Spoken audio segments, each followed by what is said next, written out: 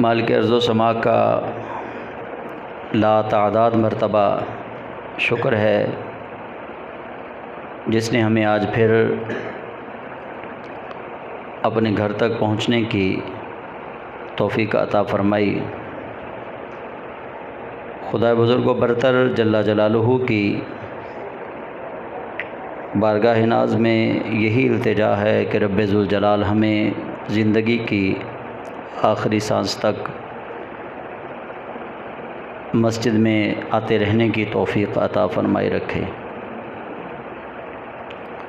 اللہ تعالیٰ نے اپنے پیارے حبیب علیہ السلام کی امت پر ان گنت بے شمار انعامات فرمائے، جن میں سے ایک انعام یہ بھی فرمایا کہ جمعہ کو حضور کی امت کے لیے مغفرت کا دن بنایا۔ یہ عید کا دن بھی ہے اور مسلمانوں کے لیے مغفرت کا دن بھی ہے۔ رحمت عالم صلی اللہ علیہ وآلہ وسلم کے فرمان کا مفہوم ہے کہ جب بندہ مومن جمعہ کی نماز ادا کرنے کے لیے اللہ کے گھر میں پہنچ جاتا ہے اور جمعہ کی نماز ادا کر لیتا ہے تو اللہ رب ذوالجلال پچھلے جمعہ سے لے کر اس جمعہ تک اس کے گناہ معاف فرما دیتا ہے۔ تو یہ رب ذوالجلال کی بہت بڑی عطا ہے۔ حضور کے وسیلہ سے اللہ تعالیٰ یوم جمعہ کی برکتوں سے ہم سب کو مالا مال فرمائے اور ہم سب کی بخشش اور مغفرت فرمائے۔ ہم اپنے تفسیر القرآن کے سبق میں سورۃ الانعام کی 140 آیات تک سبق پڑھ چکے ہیں۔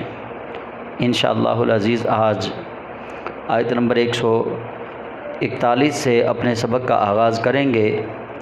پچھلے سبق میں ہم نے اللہ تعالیٰ کی توحید پر گفتگو کی اور اللہ تعالیٰ نے یہودیوں کو جو وہ اللہ پر افترا باندھتے تھے اس کی وجہ سے جو انہیں اللہ کریم جل جلالہ نے ہدایت سے دور رکھا اس کے متعلق بات ہوئی، اور اللہ کریم جل جلالہ نے اپنی توحید پر اپنے پیارے حبیب علیہ السلام کو دلائل عطا کیے، اور حضور سید عالم صلی اللہ علیہ وآلہ وسلم نے وہ دلائل یہود و نصارہ کے سامنے پیش کیے۔ آج بھی آیت نمبر 141 میں جس سبق کا آج ہم آغاز کر رہے ہیں، یہ آیت نمبر 141 بھی اللہ رب العزت جل جلالہ کی توحید پر دلیل ہے، چونکہ انہوں نے معبودان باطلہ اللہ کے مقابلہ میں کھڑے کیے کہ یہ بھی ہمارا خدا ہے، یہ بھی ہمارا خدا ہے، تو اللہ رب العزت نے انہیں طرح طرح کی دلیلیں فراہم کر کے سمجھانے کی کوشش کی، لیکن چونکہ ان کے دلوں پر مہریں تھیں اس لیے وہ توحید کا جام نہ پی سکے۔ بھائی بیٹھ جاؤ، ادھر آؤ، بند کرو اس کو، چلو بیٹھو آرام سے۔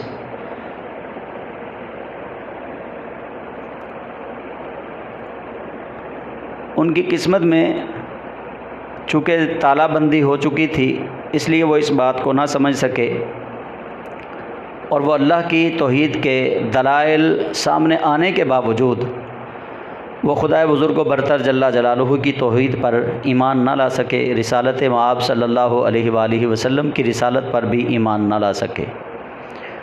رب ذوالجلال نے آیت نمبر 141 سورۃ الانعام کی اس کے اندر ایک سادہ سی ان کو اللہ تعالیٰ نے مثال دی۔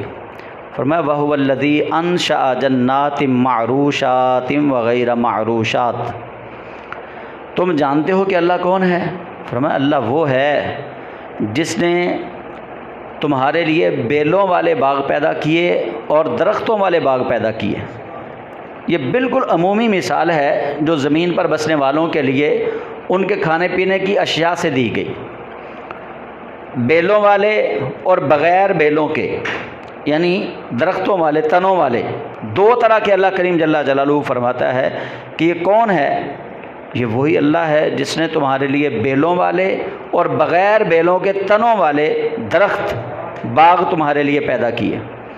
وَهُوَ الَّذِي، وہی ہے جو انشاء پیدا کرتا ہے، جنات باغ، معروشات بیلوں والے، وغیرہ معروشات تنوں والے، بغیر بیلوں کے، جیسے انگور ہے، تربوز ہے، خربوزہ ہے، یہ بیلوں والے پھل ہیں، اور آم ہے، یہ درخت تنے والا پھل ہے بغیر بیلوں کے۔ اور اللہ کریم فرماتا ہے والنخل، اور کھجور، والزرع مختلفاً اکلہ، اور کھیت اگائے زمین کے مختلف کھانوں کے، کہ تم زمین سے مختلف طرح کے کھانے جو ہیں وہ تم تک پہنچیں۔ یہ کون ہے؟ وہ اللہ ہے جس نے تمہارے لیے یہ باغات لگائے، بیلوں والے، بغیر بیلوں والے، کھجور کے باغات لگائے، اور زمین سے قسم قسم کی کھیتی جو ہے وہ اگائی تاکہ تم اس کو کھاؤ۔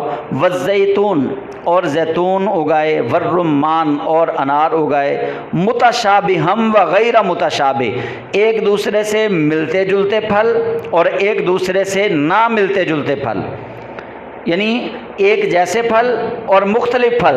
ہر طرح کے پھلوں سے تمہیں کس نے مزے دیے، کس نے ذائقے دیے؟ وہ اللہ وحدہ لا شریک ہے۔ کلوا من ثمرہ اذا اثمر، اور جب وہ درخت پھلدار ہو جائیں تو پھر ان کو کھاؤ۔ وآتوا حقہ یوم حصادہ، اور عطا کرو ان کا حق اس دن جس دن تم ان درختوں سے پھلوں کو کاٹو، جس دن پھلوں کو اتارو۔ ولا تسرفوا، اور فضول خرچی نہ کرو۔ انہ لا یحب المسرفین، بے شک اللہ محبت نہیں کرتا فضول خرچی کرنے والوں سے۔ اب اس آیت کو آپ مختلف پہلوؤں سے سمجھ لیں۔ نمبر ایک، آیت کا جو پہلا جز ہے اس کے اندر رب ذوالجلال نے ایک ایسی حقیقت کا اعلان کیا کہ جس میں رب ذوالجلال فرما رہا ہے کہ تم اللہ کو کیا سمجھتے ہو؟ اللہ وہ ہے جس نے بیلوں والے، بغیر بیلوں والے درخت بنائے، تمہارے لیے باغ لگائے۔ یہ ایک ایسی چھوٹی مثال تھی کہ کافروں نے جو اپنے خدا بنائے تھے نا، لات، منات، عزا، حبل وغیرہ وغیرہ، ان کی بابت وہ یہ تو کہتے تھے کہ یہ ہماری مشکلیں حل کرتے ہیں، یہ تو کہتے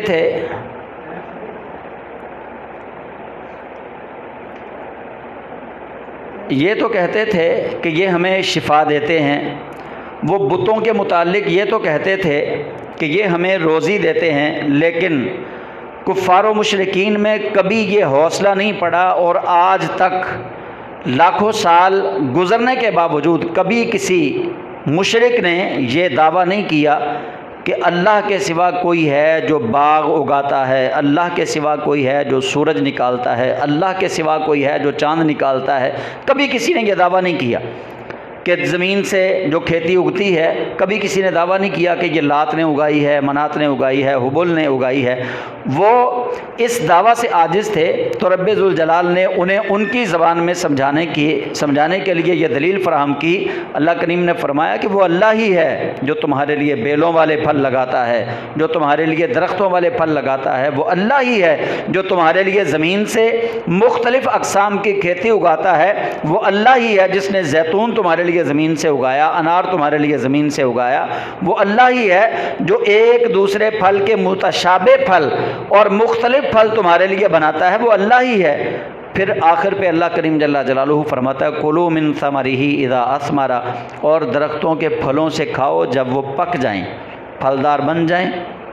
وآتوا حقہ یوم حصادہ، اور اس دن ان درختوں کا حق ادا کرو جس دن تم ان کی کٹائی کرو۔ اس سے مراد کیا ہے؟ پھلوں کا عشر، اور زمین سے جو کھیتی اگتی ہے اس کا عشر، جیسے گندم ہے، مکئی ہے، یا جو پھل وغیرہ ہیں ان کا عشر۔ عشر کے اندر جو عام سادہ سی بات سمجھنے والی ہے، حضرت عبداللہ ابن عمر رضی اللہ تعالیٰ عنہ فرماتے ہیں کہ رسول کریم صلی اللہ علیہ وآلہ وسلم کے فرمان کا مفہوم ہے، نبی علیہ السلام نے فرمایا کہ جس کی کھیتی کو بارش کا پانی سیراب کرے، وہ پیسوں سے پانی نہ لگائے، وہ 10% جو ہے وہ ادا کرے، عشر وہ 10% ادا کرے، اور جو اپنی کھیتی کو قیمتاً پانی لے کر سیراب کرتا ہے وہ 20واں حصہ ادا کرے، یعنی 5% اس کو آپ کہہ لیں۔ اس کے لیے رعایت دے دی گئی۔ تو اللہ کریم جل جلالہ نے یہ جو فرمائے اذا وآتوا حقہ یوم حصادہ، امام اعظم ابو حنیفہ رحمۃ اللہ علیہ آپ اسی آیت کے اس حصے سے آپ کے استدلال فرماتے ہیں کہ چاہے تمہارے درخت کو 10 پھل ہی کیوں نہ لگیں، چاہے 5 ہی کیوں نہ لگیں، ان میں بھی اللہ کا حصہ رکھو، چاہے تھوڑا پھل لگے چاہے زیادہ پھل لگے، تمہاری کھیتی جو ہے وہ زیادہ اناج اگائے یا کم اناج اگائے، جتنا بھی اگائے گی اس کے اندر اللہ کا حصہ ضرور رکھنا ہے۔ وآتوا حقہ یوم حصادہ، یہ اللہ کریم جل جلالہ کا فرمان ہے کہ تم نے اس کا حق ضرور ادا کرنا ہے جس دن تم نے اس کی کٹائی کرنی ہے۔ ولا تسرفوا، اور اسراف نہ کرو، فضول خرچی نہ کرو۔ یہ اللہ کریم نے کیوں کہا؟ یہ ایک صحابی رسول تھے، ان کے بابت یہ آیت نازل ہوئی۔ آیت کا یہ حصہ ہوا کچھ یوں کہ ان کا کھجور کا درخت تھا، تو انہوں نے کہا جس کا دل کرتا ہے آئے کھجوریں لے جائے۔ صبح سے لے کر شام تک وہ کھجوریں لوگوں میں تقسیم کرتے رہے، شام کو ان کے اپنے بچوں کے لیے ایک کھجور بھی نہ بچی۔ جب ان کے اپنے بچوں کے لیے ایک بھی کھجور نہ بچی تو اللہ کریم جل جلالہ نے فرمایا ولا تسرفوا انہ لا یحب المسرفین، فرمایا یہ فضول خرچی ہے، یہ اسراف ہے، یہ زیادتی ہے، اللہ زیادتی کرنے والوں کو پسند نہیں کرتا۔ اللہ کے راستے پر دو، لیکن سب سے زیادہ تمہارے نفلی صدقے کے مستحق تمہارے بیوی بچے ہیں، سب سے زیادہ مستحق نفلی صدقے کے تمہارے اپنے بیوی بچے ہیں۔ نبی پاک صلی اللہ علیہ وسلم سے ایک صحابی عرض کرتے ہیں یا رسول اللہ میرے پاس 1 درہم ہے، فرمایا اپنی بیوی پر خرچ کر۔ یا رسول اللہ ایک اور بھی ہے، فرمایا اپنے بچوں پر خرچ کر۔ یا رسول اللہ ایک اور بھی ہے، فرمایا اپنے ماں باپ پہ خرچ کر۔ یا رسول اللہ ایک اور بھی ہے، فرمایا اپنے بہن بھائیوں پر خرچ کر۔ آقا ایک اور بھی ہے، فرمایا پھر اپنے قریبیوں میں دیکھ۔ یعنی رسول کریم صلی اللہ علیہ وآلہ وسلم نے ہمیں وہ انداز سکھایا ہے، وہ سلیقہ اور طریقہ سکھایا ہے کہ جس کے اندر ہم اپنوں کو اگنور نہ کر سکیں، اپنوں کو نہ چھوڑ سکیں۔ اول خیش بعد درویش، یہ فارسی کا مقولہ ہے، اور نبی علیہ السلام کا فرمان ہے الحق للقریب ثم للبعید، فرمایا حق پہلے تمہارے قریبیوں کا ہے پھر تمہارے دور والوں کا ہے۔ پہلے اپنے قریبیوں کو دیکھیں کہ آپ کے خونی رشتہ دار جو ہیں ان کے اندر کون حقدار ہے، اور خونی رشتہ داروں میں سب سے پہلے اپنی بیوی، سب سے پہلے اپنے بچے، سب سے پہلے اپنے بہن بھائی، اپنے ماں باپ۔ جب یہ سارے دیکھ لو پھر اپنے دیکھو والد کی طرف سے رشتہ دار، والدہ کی طرف سے رشتہ دار، پھر ان کو دیکھو کہ جو قریبی رشتہ دار ہیں اللہ کے محبوب کریم صلی اللہ علیہ وسلم نے فرمایا کہ پھر ان کے اندر قرآن پاک میں بھی جہاں کہیں بھی اللہ تعالیٰ نے حسن سلوک کا حکم دیا، فرمایا وبالوالدین احسانا وبذی القربى والیتامی والمساکین، والدین کے ساتھ حسن سلوک کرو، پھر ساتھ ہی فرمایا وبذی القربى، اور قریبیوں سے۔ قریبی کون ہے؟ جو ماں کی طرف سے قریبی ہیں، باپ کی طرف سے قریبی ہیں، یا بیوی کی طرف سے قریبی ہیں، یا بچوں کی طرف سے قریبی ہیں، بچوں کے ددیال اور ننیال۔ تو یہ سارے قرآن کریم نے بھی پھر اس کے بعد یتیموں کا حق کہا، وبالوالدین احسانا، ماں باپ کے ساتھ احسان کرو، نیکی کرو، وبذی القربى، قریبیوں کے ساتھ، پھر فرمایا والیتامی، پھر کہا والمساکین۔ تو یہ قرآن کریم کی ترتیب بھی ہے اور رسول کریم صلی اللہ علیہ وآلہ وسلم کا فرمان بھی ہے۔ آج ہمارے ہاں یہ تو دیکھا جاتا ہے کہ میرے پاس پیسے آ گئے، میں چاہتا ہوں کہ چلیں 10-12 محلے دار جو ہیں ان کو اپنا مطیع اور فرما بردار بنا لوں، ان کے لیے میں لنگر خانہ کھول دوں۔ محلے داروں کے لیے لنگر خانہ کھولنا یقیناً ثواب کا کام ہے، لیکن اگر آپ کے گھر کے اندر آپ کے خونی رشتہ دار بیمار ہیں، آپ نے ان کی بیمار پرسی نہیں کی، آپ کے خونی رشتہ دار جو ہیں وہ پریشان حال ہیں، آپ نے ان کے ساتھ تعاون نہیں کیا، آپ لوگوں کے لیے بہت کچھ کر رہے ہیں، یاد رکھیے گا اللہ کے قرآن کی یہ سیدھی سیدھی خلاف ورزی ہو رہی ہے۔ جب آپ کے گھر والے خونی رشتہ دار ذوی القربى وہ زیادہ مستحق ہیں، آپ زیادہ مستحق لوگوں کو چھوڑ کر جب کم مستحق لوگوں کو نوازیں گے، اللہ کریم جل جلالہ آپ کا وہ صدقہ کبھی قبول نہیں فرمائے گا۔ صدقہ وہی قبول ہونا ہے جس میں آپ نے ترتیب کو مد نظر رکھنا ہے۔ اگر آپ ترتیب کو مد نظر نہ رکھیں گے، جیسے میں نے ابھی آپ کو بتایا کہ ولا تسرفوا انہ لا يحب المسرفین، اور اسراف نہ کرو، فضول خرچی نہ کرو، اللہ فضول خرچی کرنے والوں کو پسند نہیں کرتا۔ یہ صحابی رسول نے پورا کھجور کا درخت، جتنے پھل لگے ہوئے تھے، جتنی کھجوریں تھی، ساری لوگوں میں تقسیم کر دیں، اپنے بچوں کے لیے نہیں رکھی۔ اللہ نے کتنا ان کے لیے سخت پیغام بھیجا ہے۔ اللہ نے فرمایا انہ لا يحب المسرفین، اللہ فضول خرچی کرنے والوں کو پسند نہیں کرتا۔ وہ صحابی رسول تھے، رسول کریم علیہ السلام کا زمانہ تھا، قرآن نازل ہو رہا تھا، اللہ تعالیٰ نے منع فرما دیا کہ ایسا صدقہ نہیں کرنا جس میں تمہارے اپنے بچے جو ہیں وہ ترستے رہیں، ایسا صدقہ نہیں کرنا کہ تم اپنے گھر کی ساری چیزیں جو ہیں وہ لوگوں کو دے دو اور تمہارے اپنے بچوں کو ان کی ضرورت ہو۔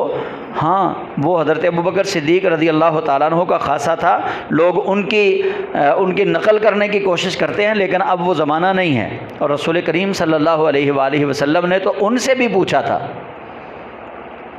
نبی علیہ السلام نے تو ان سے بھی پوچھا تھا کہ ابوبکر گھر والوں کے لیے کیا چھوڑ کر آئے ہو۔ یہ سنت ہے مصطفیٰ جان رحمت کی، اور یہ اللہ کا حکم بھی ہے کہ پہلے اپنے گھر والوں کو دیکھنا ہے، اگر گھر والے بچوں کے لیے وہ چیز میسر ہے پھر ٹھیک ہے، باقی تم صدقہ کر دو، اور اگر گھر والے بچے ترستے رہیں، لوگوں کو تم نوازتے رہو، تو اللہ کریم جل جلالہ اس سے ناراض ہوتا ہے۔ اور پھر اگلی اللہ تعالیٰ نے پہلے مثال دی، فرمایا کون ہے؟ وہ اللہ ہی ہے جس نے بیلوں والے اور درختوں والے، یعنی زمین پہ خربوزے کی، تربوز کی بیلیں جو ہے وہ زمین پہ بچھ جاتی ہیں، اور انگور کی بیل جو ہے وہ اوپر بھی چڑھ جاتی ہے، اس کو بچھانا ہو تو آپ زمین کے اوپر بچھا بھی سکتے، دونوں طرح وہ ہو سکتی۔ اور ساتھ مثال دی غیر معروشات، تنا آور درختوں کی۔ اب اللہ کریم جل جلالہ اگلی آیت میں فرما رہا ہے وَمِنَ الْأَنْعَامِ حَمُولَةً وَفَرْشًا، اور تم نے دیکھا نہیں کہ وہ اللہ ہی ہے جس نے لمبے قد والے اور چھوٹے قد والے جانوروں کو پیدا کیا؟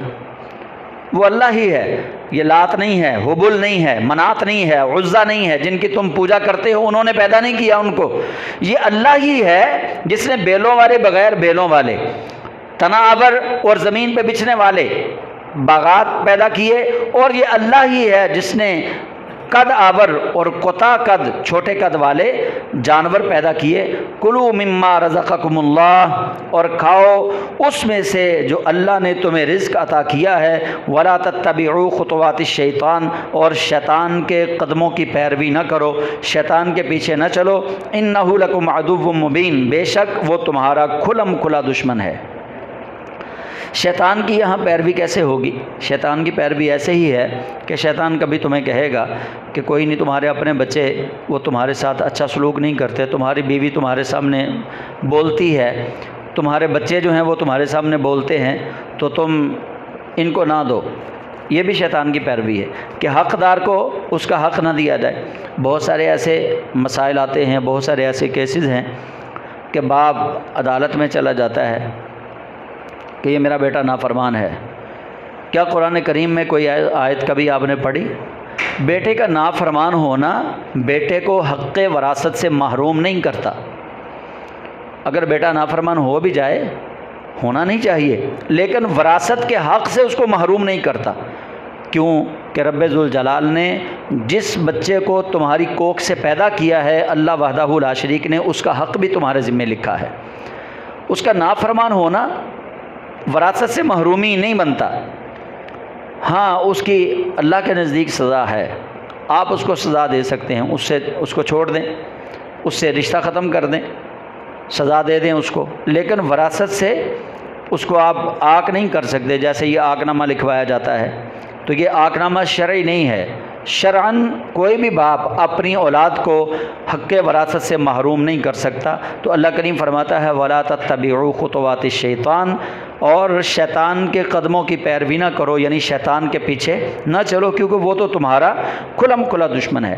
اور اگلی آیت میں اللہ تعالیٰ ان 8 جانوروں کا ذکر فرما رہا ہے جن کو اللہ تعالیٰ نے ہمارے لیے حلال بنایا، اور واضح طور پر ان کا بیان قرآن کریم میں آیا، جن 8 جانوروں کو لے کر کچھ علماء کہتے ہیں جی ان کے اندر بھینس کا ذکر نہیں ہے، کٹے کا ذکر نہیں ہے، تو اس لیے کٹے کی یا بھینس کی قربانی جائز نہیں ہے۔ اللہ کریم ارشاد فرماتا ہے 8 ازواج، اللہ نے 8 جوڑے پیدا کیے، من الضأن 2، ضأن کہتے ہیں بھیڑ کو، من الضأن اثنین، دو قسمیں ہیں بھیڑ کی یعنی مذکر اور مؤنث، ومن المعز اثنین، اور دو قسمیں ہیں بکری کی یعنی مذکر اور مؤنث۔ وہ جو کفار و مشرکین تھے لات، منات، عزا اور حبل کے نام پہ، وہ کچھ ایسے کام کرتے تھے کہ جو بکری نر ہی دیتی اس کو وہ کچھ خاص کر لیتے، جو مادہ ہی دیتی اس کو کچھ خاص کر لیتے، جو گائے نر ہی دیتی اس کو خاص کر لیتے، یا جو مادہ ہی بچے جنم دیتی اس کو کچھ خاص کر لیتے۔ اس طرح انہوں نے اپنے کچھ بیہودہ اصول بنائے ہوئے تھے۔ اللہ کریم جل جلالہ ان بیہودہ اصولوں کے متعلق اب محبوب کریم علیہ السلام سے فرما رہا ہے کہ حبیب ان سے پوچھئے، قل، آپ کہیے، آذکرین حرم ام الانثیین، آپ کہیے کیا اللہ نے دو نر حرام کیے ہیں یا دو مادہ؟ تم جو اپنی طرف سے دو مادہ دینے والی کو یا دو نر دینے والے جانور کو حرام کر دیتے ہو، تو محبوب کریم علیہ السلام سے کہا گیا، قل، اے محبوب آپ ان سے ذرا پوچھئے، آذکرین حرم ام الانثیین، کہ کیا اللہ نے دو نر حرام کیے ہیں یا اللہ نے دو مؤنث حرام کیے ہیں؟ ام اشتملت علیہ ارحام الانثیین، یا وہ جسے دونوں مادہ اپنے پیٹوں میں لیے ہوئے ہوں۔ پیٹ کے اندر، میں نے پچھلے جمعے آپ کو وہ بتایا تھا کہ پیٹ کے اندر اگر بچہ ہوتا اس کا انہوں نے حکم الگ سے بنایا ہوا تھا کہ اگر پیٹ کے اندر گائے کے، بھینس کے، اونٹ کے، بکری کے پیٹ کے اندر اگر نر ہے، اس نر کے حقدار صرف مرد ہیں، اس کا گوشت کوئی عورت نہیں کھا سکتی۔ اگر وہ زندہ جنم دیتی ہے تو اس نر بچے کا گوشت کوئی عورت نہیں کھا سکتی تھی۔ یہودیوں نے خود ساختہ ایک قانون وضع کیا تھا۔ اگر مادہ پیدا ہو جاتی تو اس میں عورتوں کو شامل کر لیتے، یا انہوں نے ایک اور اصول بنایا تھا کہ جو بکری، گائے، بھیڑ یا گائے کے، اونٹ کے، اونٹنی کے جو پیٹ کے اندر بچہ ہے، اگر وہ مر کے باہر آ جاتا ہے پھر وہ کہتے دونوں ہی شامل ہو جائیں، مرد بھی کھا لیں عورتیں بھی کھا لیں، لیکن نر کے اندر وہ ان کو شامل نہیں کرتے تھے۔ تو اللہ کریم جل جلالہ نے نبی علیہ السلام سے فرمایا، محبوب پیارے ان سے ذرا پوچھیے تو صحیح کہ اللہ نے دو نر حرام کیے ہیں یا دو مادہ حرام کیے ہیں، یا وہ جسے دونوں مادہ اپنے پیٹوں میں لیے ہوئے ہیں یہ اللہ نے تو کوئی حکم نہیں دیا۔ نبئونی، مجھے خبر دو نا ذرا، بعلم، اپنے علم کے ساتھ، ان کنتم صادقین، اگر تم واقعی سچے ہو تو لاؤ کوئی علمی دلیل پیش کرو، وہ مجھے بھی خبر دو تاکہ مجھے بھی پتہ چلے۔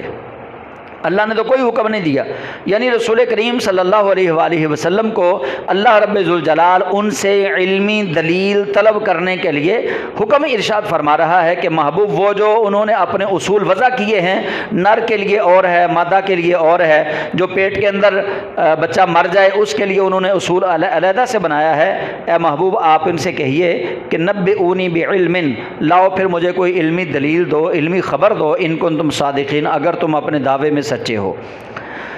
یہ چار جوڑے ذکر ہو گئے، دو بھیڑوں کے، بھیڑ اور مذکر اور مؤنث، دو بکریوں کے مذکر اور مؤنث۔ اب اللہ کریم فرماتا ہے وَمِنَ الْإِبِلِ اثْنَيْنِ، اور اللہ نے اونٹ کی قسم سے دو پیدا کیے، وَمِنَ الْبَقَرِ اثْنَيْنِ، اور دو گائے کی قسم سے پیدا کیے۔ اب چونکہ انہوں نے جو اصول بنائے ہوئے تھے وہ نر اور مادہ کے اپنے اعتبار سے بنائے تھے، اللہ نے پھر فرمایا قُلْ آذَّكَرَيْنِ حَرَّمَ أَمِ الْأُنثَيَيْنِ، اے محبوب آپ ان سے کہیے کیا اللہ نے دو نر حرام کیے ہیں یا دو مادہ حرام کیے ہیں؟ ام اشتملت علیہ ارحام الانثیین، یا وہ جسے دونوں مادہ اپنے پیٹوں میں لیے ہوئے ہیں اللہ نے ان کو تم پر حرام کیا ہے؟ اللہ نے ان پر جو پیٹوں کے اندر بچے ہیں ان کے لیے کوئی حکم واضح کیا ہے؟ ام کنتم شہداء اذ وصاکم اللہ بہذا، کیا تم اس وقت حاضر تھے جب اللہ نے یہ حکم دیا تھا کہ فلاں بکری کے پیٹ کے اندر نر ہے تو وہ مردوں کے لیے ہے، فلاں بکری کے پیٹ کے اندر مادہ ہے تو وہ عورتوں کے لیے ہے؟ کیا اس وقت تم حاضر تھے جب اللہ نے یہ حکم دیا تھا؟ فمن اظلم ممن افترى علی اللہ کذبا، پس کون ہے اس سے بڑا ظالم جس نے اللہ پر جھوٹا افطرا باندھا اس سے بڑا ظالم اور کوئی نہیں۔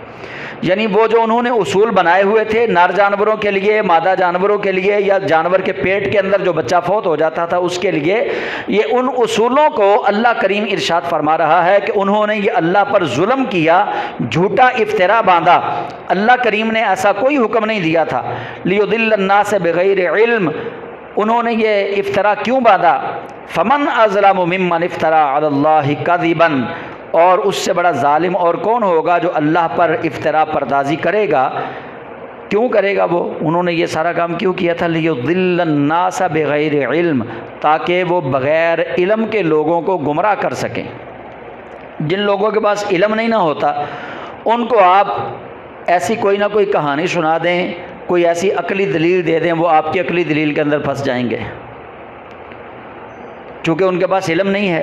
تو اللہ کریم جل جلالہ فرما رہا ہے انہوں نے یہ اللہ پر جھوٹا افطرا کیوں باندھا؟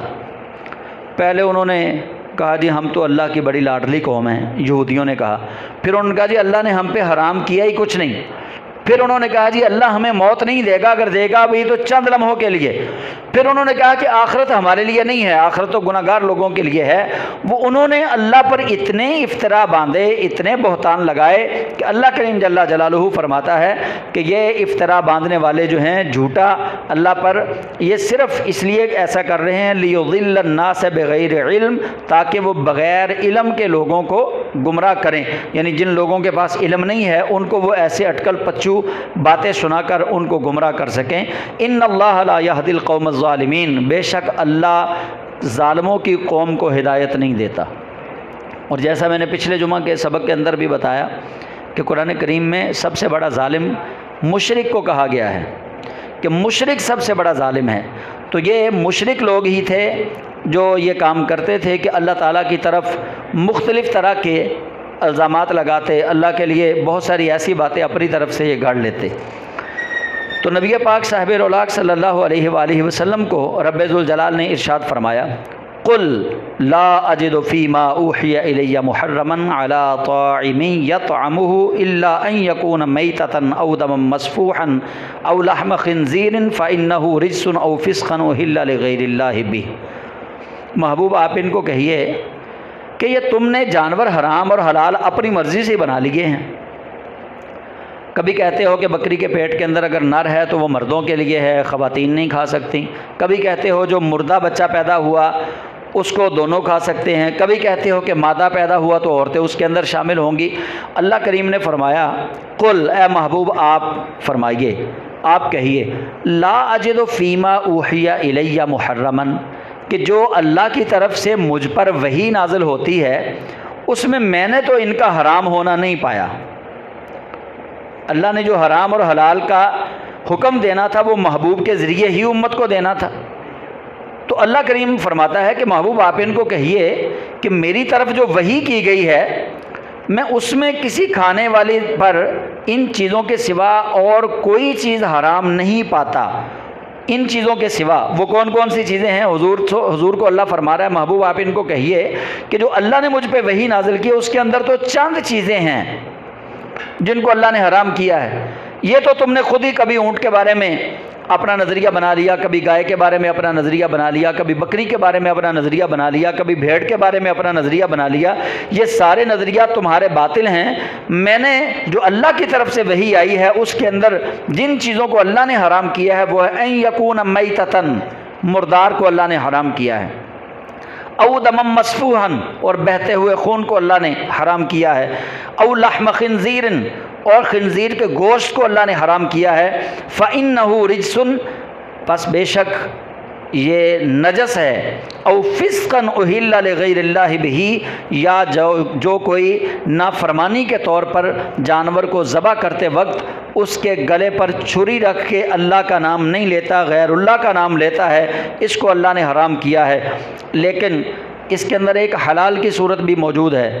یہ جو چیزیں بیان کی ہیں، مردار حرام ہے، بہتا ہوا خون حرام ہے، خنزیر کا گوشت حرام ہے، اور جس پر اللہ کے سوا کسی اور کا نام ذبح کے وقت لیا جائے وہ جانور بھی حرام ہے۔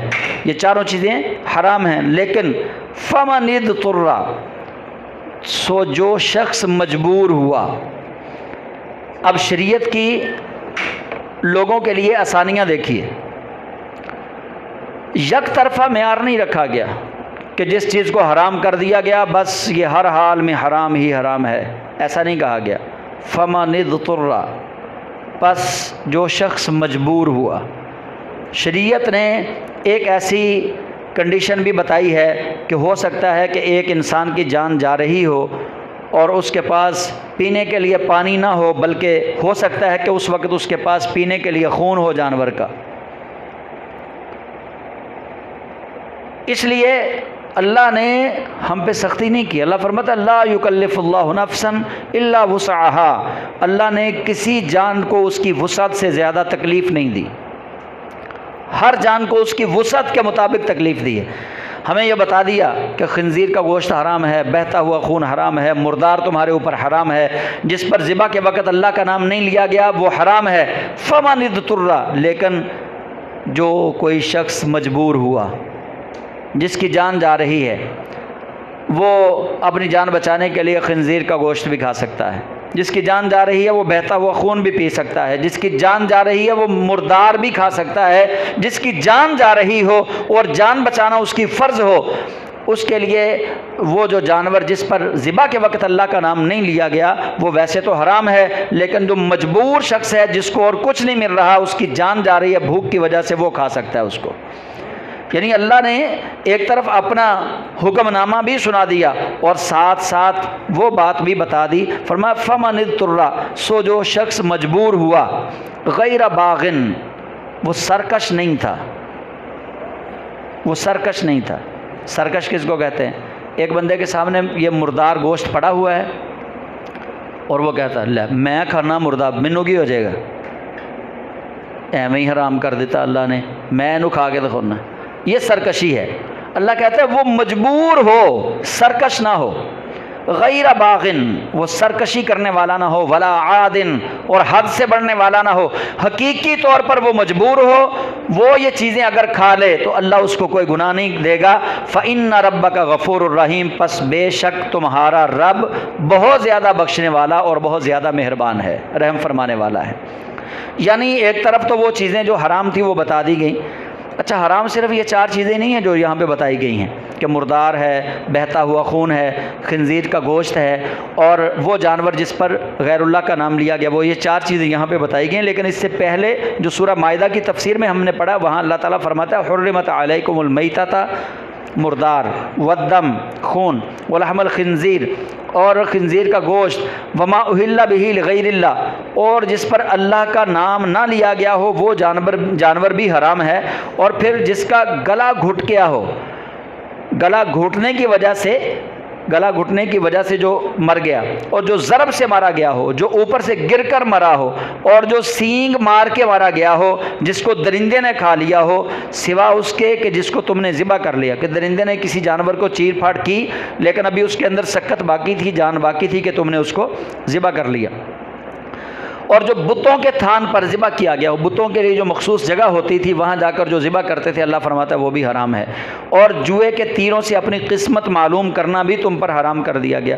یہ چیزیں بھی حرام کی گئیں. لیکن اللہ رب ذوالجلال نے یہ جو باقی چیزیں ہیں ان کو مؤخر رکھا. 4 بڑی چیزوں کو ذکر کیا یہاں پہ، اور 4 بڑی چیزوں کو ذکر کرنے کے بعد رب ذوالجلال نے فرمایا ہیں یہ تم پر حرام، لیکن یاد رکھنا جو شخص مجبور ہو جائے اور مجبوری کے تحت وہ مردہ گوشت کھا لے، مجبوری کے تحت وہ لحم الخنزیر کھا لے، مجبوری کے تحت وہ مردار بہتا ہوا خون اللہ کے نام پہ ذبح نہ کیا گیا جانور اگر وہ کھا لے تو فإن ربک غفور الرحیم، پس بے شک آپ کا رب بہت زیادہ بخشنے والا اور مہربان ہے. وَعَلَى الَّذِينَ هَادُوا حَرَّمْنَا كُلَّ ذِي ظُفْرٍ، اور یہودیوں کو اللہ کریم نے ایک سزا دی. وہ سزا یہ تھی کہ اللہ کریم نے ان پر ہر ناخن والا جانور حرام کر دیا تھا. یہ ان کے لیے تھا، یہودیوں کے لیے. وَعَلَى الَّذِينَ هَادُوا، اور یہودیوں پر حرمنا، ہم نے حرام کر دیا، كُلَّ ذِي ظُفْرٍ، ہر ناخن والا جانور ان پر حرام کر دیا. وَمِنَ الْبَقَرِ وَالْغَنَمِ حَرَّمْنَا عَلَيْهِمْ شُحُومَهُمَا إِلَّا مَا حَمَلَتْ ظُهُورُهُمَا، پھر ہم نے ان پر گائے اور بکری کی چربی حرام کر دی. یہ یہودیوں کی بات ہو رہی ہے، مسلمانوں کی بات نہیں ہو رہی. کہیں یہ نہ کوئی سمجھ لے کہ میں یہ مسئلہ بیان کر رہا ہوں کہ آپ سب پہ حرام ہے. یہ یہودیوں کو اللہ کریم نے سزا دی، اس سزا کا ذکر ہے. اللہ فرماتا ہے وَعَلَى الَّذِينَ هَادُوا، اور یہودیوں پر حرمنا، ہم نے حرام کر دیا، کل ذی ظفر، ہر ناخن والا جانور، وَمِنَ الْبَقَرِ وَالْغَنَمِ، بقر گائے، غنم بکری، بکری اور گائے سے، حرمنا ہم نے حرام کر دیا، علیہم ان پر، شحومہما ان کی چربی کو، الا ما حملت ظہورہما، بس وہ چربی ان کے لیے حلال کی جو ان کی پیٹھوں کے ساتھ تھی، اب الحوایا یا ان کی آنتڑیوں کے ساتھ تھی، او مختلط بعظم یا ان کی ہڈیوں کے ساتھ جڑی ہوئی چربی تھی. یہ 3 طرح کی چربی اللہ فرماتا ہے ان کے لیے حلال کی گئی، باقی ساری چربی جو جانور کے اندر ہوتی تھی وہ ان پر حرام کر دی گئی. ذالک جزیناہم ببغیہم، اللہ فرماتا ہے یہ جزا دی ہے ہم نے ان کو ان کی بغاوت کی، یہ سزا ہے ان کو. یعنی انہوں نے اللہ پر اتنے افطرا باندھے، انہوں نے اللہ پر اتنے جھوٹ باندھے کہ اللہ رب ذوالجلال نے جانوروں کے متعلق کسی جانور کو چاہا تو اپنے لیے حلال کر دیا، اور جس جانور کو چاہا غریبوں کے لیے حرام کر دیا، جس جانور کو چاہا مردوں کے لیے حلال کر دیا، جس جانور کو چاہا عورتوں کے لیے حلال کر دیا. اس طرح کے وہ بڑے کام غلط کرتے تھے. تو اللہ کریم فرماتا ہے ذالک جزیناہم ببغیہم، ہم نے جو ان پر ناخنوں والا جانور حرام کیا ہے، ہم نے جو ان پر گائے اور بکری کی چربی کو حرام کیا ہے، ذالک جزیناہم ببغیہم، رب فرماتا ہے ہم نے ان کی سرکشی کی سزا دی ہے، وَإِنَّا لَصَادِقُونَ، بے شک ہم سب سے زیادہ سچے ہیں. یعنی رب ذوالجلال فرماتا ہے کہ ہم نے سچ پر مبنی یہ فیصلہ کیا ہے، اس کے اندر کوئی ایسی چیز نہیں ہے کہ ان پر ظلم کیا گیا ہو، کیونکہ ظلم تو انہوں نے کیا کہ وہ طرح طرح کے ہیلے بہانے بنا کے اللہ تعالیٰ پر وہ افطرا باندھتے تھے، اور وہ اللہ تعالیٰ کے نام پر ایسی ایسی واہیات خرافات کرتے تھے. آج کل ہمارے ہاں بھی کچھ چیزیں ایسی ہو چکی ہیں، میں اکثر ان چیزوں کی طرف آپ سب کی توجہ دلاتا رہتا ہوں. کچھ درختوں کی پوجا کرتے ہیں ہم، اور کچھ لوگوں کی جو دیگ ہے نا وہ داتا دربار سے دور پکتی نہیں ہے. نہیں جی، بس منت مننی سی داتا دربار جا کے دینی ہے. گھر بے شک اپنے سگے بھائی کو ضرورت ہو، سگی بہن کو ضرورت ہو، دیگ ان کی داتا دربار سے دور نہیں پکے گی. اور کئی ایسے ہم نے جی سلطان بہو سرکار منت مان لی ہے، بس ہم نے سلطان بہو سرکار جا کے ہم نے وہاں دینی ہے دیکھ. بھئی اللہ کے بندو، جو چیزیں اللہ تعالیٰ نے تم پر فرض نہیں کیں، جو اللہ تعالیٰ نے تم پر واجب نہیں کیں، اپنی گردن کو خود بخود ہی بوجھ تلے نہ دباؤ. ان چیزوں کا کوئی فائدہ نہیں ہے. منت نظر جو ہے یہ اللہ تعالیٰ کے نام کی ہوتی ہے، یہ عبادت ہے، اور عبادت اللہ کے لیے خاص ہے.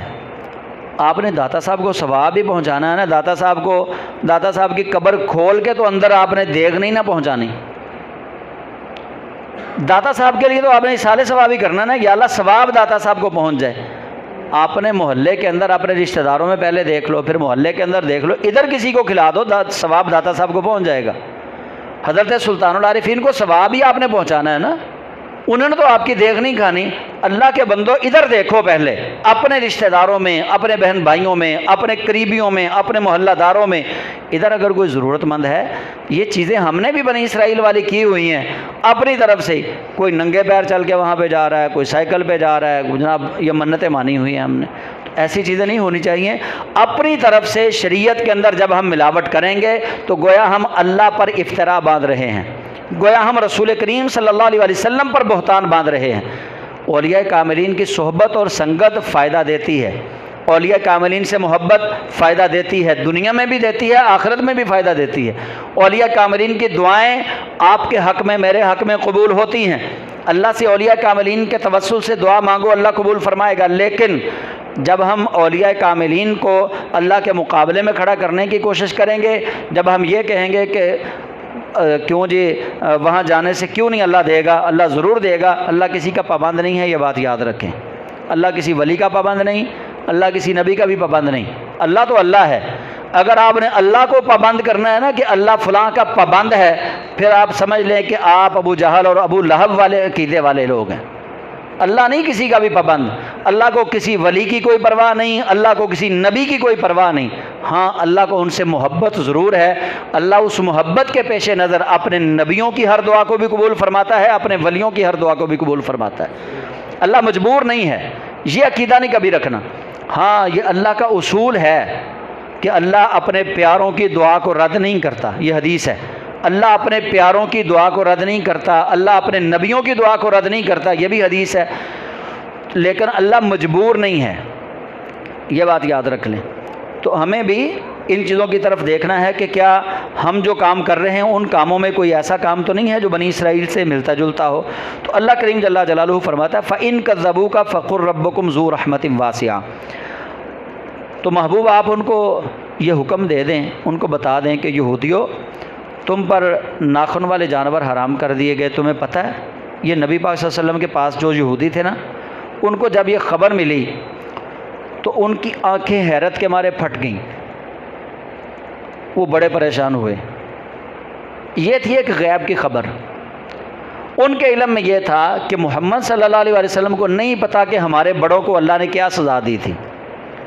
جو مدینے کے یہودی تھے نا، وہ اس وہم کے اندر تھے کہ محمد صلی اللہ علیہ وسلم کو نہیں پتا کہ ہمارے بڑوں کو اللہ نے کیا سزا دی تھی۔ جب نبی کریم علیہ السلام نے یہ آیت پڑھی نا، فرمایا تم جانتے ہو کہ اللہ نے تمہارے بڑوں پر ناخن والا جانور حرام کر دیا تھا؟ تم جانتے ہو کہ اللہ نے تمہارے بڑوں پر گائے اور بکری کی چربی کو حرام کر دیا تھا؟ حیرت کے مارے ان کی آنکھیں پھٹی کی پھٹی رہ گئیں۔ تو نبی علیہ السلام کو اللہ تعالیٰ فرماتا ہے فَإِن كَذَّبُوكَ، پس اگر وہ تمہاری تکذیب کریں نا، اگر وہ آپ کو جھوٹا کہیں، فَقُلْ رَبُّكُمْ ذُو رَحْمَةٍ وَاسِعَةٍ، تو آپ کہیے کہ تمہارا رب بہت وسیع رحمت والا ہے۔ وہ اگر آپ کو کہیں کہ آپ تو جھوٹ بول رہے ہیں، ہم پر کیوں نہیں کی، پھر ہمیں اللہ تعالیٰ نے عذاب کے اندر مبتلا کیوں نہیں کر دیا؟ تو محبوب آپ نے ان کو یہ بتانا ہے کہ اللہ وہ ہے جو اپنے ماننے والوں کو بھی رزق دیتا ہے، اپنے نہ ماننے والوں کو بھی رزق دیتا ہے۔ اللہ وہ ہے جو زندگی کی ہر آسائش اپنے ماننے والوں کو بھی دیتا ہے، نہ ماننے والوں کو بھی دیتا ہے۔ فَإِنَّ رَبَّكَ ذُو رَحْمَةٍ وَاسِعَةٍ، محبوب آپ ان کو کہیں کہ تمہارا رب تو بڑی وسیع رحمت والا ہے۔ اللہ کے عذاب کو چیلنج نہ کرو، اللہ کے عذاب کو طلب نہ کرو۔ اللہ نے تمہارے بڑوں پر جو سزا ان کو دی تھی، ان پر ناخن والا جانور حرام کیا تھا، اب اس بات کی تکذیب نہ کرو۔ اللہ کریم جل جلالہ کا یہ فیصلہ ہے کہ اللہ کسی قوم پر جب عذاب نازل کرتا ہے تو رب ذوالجلال ان کے جرموں کی وجہ سے کرتا ہے۔ وَلَا يُرَدُّ بَأْسُهُ عَنِ الْقَوْمِ الْمُجْرِمِينَ، اور اللہ اور اس کا عذاب جرم کرنے والوں سے ٹالا نہیں جا سکتا۔ اللہ وہ ہے، وہ ڈھیل دے دے تو دے ہی رکھے، جتنی دیر مرضی چھوڑ دے، جتنی دیر مرضی چھوڑ دے وہ۔ ولا يرد بأسه عن القوم المجرمین، لیکن کوئی شخص اللہ کے عذاب کو ٹال نہیں سکتا جو وہ مجرموں کی قوم کو عطا کرتا ہے، پھر کسی میں یہ ہمت نہیں ہے کہ کوئی ٹال سکے۔ تو اللہ کریم جل جلالہ نے یہاں بہت بڑی بات کی ہے جو ہمارے سمجھنے کے لائق ہے، کہ ہم بہت ساری ایسی سرکشیوں کے اندر، نافرمانیوں کے اندر، بہت سارے ایسے گناہوں کے اندر ہم مصروف ہوتے ہیں کہ ہم بچے رہتے ہیں عذاب سے، بچے رہتے ہیں ذلت سے، اور ہم سمجھتے ہیں کہ شاید یہ ہماری فنکاری ہے۔ ہم بے ایمانی کرتے ہیں، یا ناپ تول میں کمی کر لی، یا کسی کا حق کھا لیا، یا کچھ ایسا کام کر لیا جو ہماری ذات کے ساتھ ظلم والے زمرے میں آتا ہے، زنا ہے، شراب ہے، دیگر جو گناہ کے کام ہیں ہم کرتے ہیں، اور ہم سمجھتے ہیں ہم اپنی فنکاری سے بچ رہے ہیں۔ یہ فنکاری نہیں ہے، یہ چلاکی اور مکاری نہیں ہے، ہم بچ نہیں رہے، بلکہ وہ مالک کائنات نے ہمیں ڈھیل دے رکھی ہے۔ اس نے ہماری رسی کو ڈھیلا چھوڑا ہوا ہے، جب اس نے رسی کو کھینچنا ہے تو اللہ کریم فرماتا ہے وَلَا يُرَدُّ بَأْسُهُ عَنِ الْقَوْمِ الْمُجْرِمِينَ، اور اس کا عذاب جرم کرنے والوں سے پھر ٹالا نہیں جا سکتا، پھر اس کا عذاب آ کر ہی رہے گا۔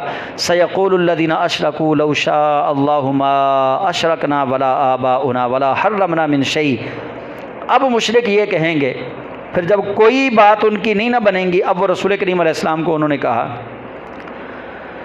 الذین اشرکوا لو شاء اللہ ما اشرکنا، اگر اللہ چاہتا تو نہ ہم شرک کرتے، نہ ہمارے باپ دادا شرک کرتے، نہ ہم کسی چیز کو حرام قرار دیتے۔ اب پھر ایک مکر کہ اگر اللہ چاہتا تو نہ ہم شرک کرتے، نہ ہمارے باپ دادا شرک کرتے، اور نہ ہم از خود کسی چیز کو حرام قرار دیتے، ہم نے تو نہیں کیا۔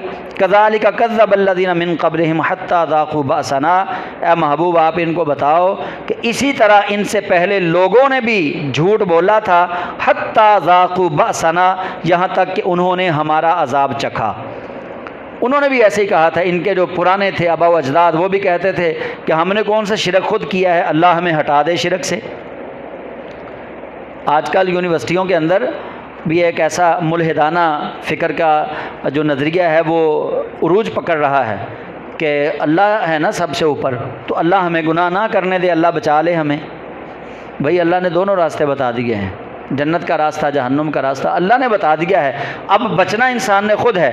تو یہ چیز مشرکین نے کہی، یہودیوں نے کہی، انہوں نے کہا اگر اللہ چاہتا تو ہمیں بھی بچا لیتا، ہمارے آبا و اجداد کو بھی شرک سے بچا لیتا، اللہ چاہتا تو ہم کسی چیز کو حرام نہ قرار دیتے۔ نبی علیہ السلام کو اللہ تعالیٰ نے فرمایا کذالک کذب الذین من قبلہم حتی ذاقوا بأسنا، محبوب ان سے کہو کہ جس طرح تم اب بکواس کر رہے ہو نا، جھوٹ بول رہے ہو، اسی طرح تمہارے بڑوں نے بھی جھوٹ بولا تھا، پھر اللہ نے ان کو عذاب کا مزہ چکھایا۔ انہوں نے بھی اللہ پر ایسے ہی جھوٹ بولا تھا۔ قل هل عندکم من علم فتخرجوه لنا، آپ ان سے کہیے کہ یہ جو تم جھوٹ بول رہے ہو، اس جھوٹ پر تمہارے پاس کوئی علمی ثبوت موجود ہے، فتخرجوه لنا، تو لاؤ پیش کرو ہمارے سامنے، نکالو۔ اگر کوئی تورات کے اندر لکھا ہے، زبور کے اندر لکھا ہے، انجیل کے اندر لکھا ہے، جس کتاب میں بھی لکھا ہے نا، لے کے آؤ سامنے۔ فتخرجوه لنا، نکالو اس کو ہمارے سامنے لے کر آؤ۔ ان تتبعون الا الظن وان انتم الا تخرصون، اللہ تعالیٰ فرماتا ہے کہ تم صرف اپنے ظن کی پیروی کرتے ہو اور اٹکل پچو سے بات کرتے ہو، اس کے علاوہ حقیقت سے تمہاری باتوں کا کوئی تعلق نہیں ہے۔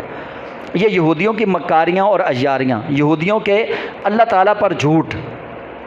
یہ دیکھیے کب اللہ تعالیٰ نے 14 صدیاں پہلے قرآن کریم کے اندر رب ذوالجلال یہ بیان فرما رہا ہے۔ تو ہمارے لیے آج کے دور میں آپ سارے دوست اب سوشل میڈیا پہ ایکٹیو ہی رہتے ہیں، تقریباً دیکھتے ہیں کہ ٹرمپ جو ہے وہ یہودی بھی ہے، نصرانی بھی ہے۔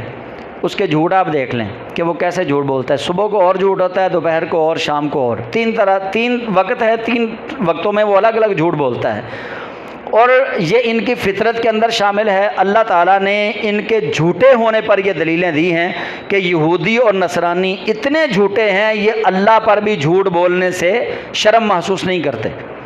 تمہیں یہ کیا سمجھیں گے؟ اسی وجہ سے اللہ تعالیٰ نے ان کی دوستی ہم پر حرام کی ہے۔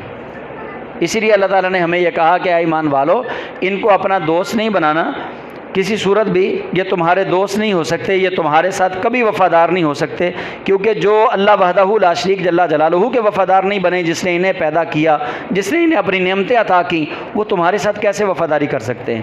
تو اس لیے ہمیں اپنی زندگی کا اصول نمایاں کرنا چاہیے۔